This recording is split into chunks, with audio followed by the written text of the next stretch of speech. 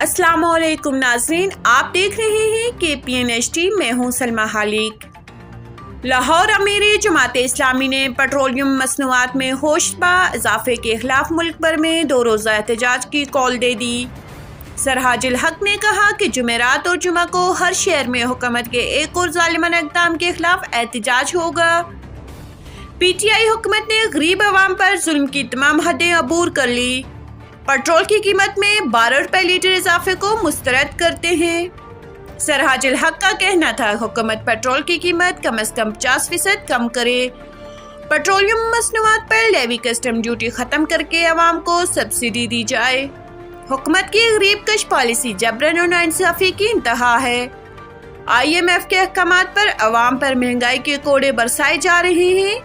Diesel, kerosene oil, light diesel کی قیمتوں میں 10 سے 12 روپے لیٹر اضافہ نامنظور۔ حکمران اشیاء خوردنوش، پیٹرول، بجلی، ادویات کی ریٹس میں فوری 50% کمی کریں۔ انہوں نے مزید کہا کہ عوام دشمن اقدامات ختم نہ ہوئے تو دھرنوں سے حکمرانوں کو گھر بھیجیں گے۔ پاکستان دنیا کا مہنگا ترین ملک بن گیا اور لوگوں پر عرصہ حیات تنگ کر دیا گیا۔ مزید نیوز اپڈیٹس کے لیے دیکھتے رہیے KPN-HD۔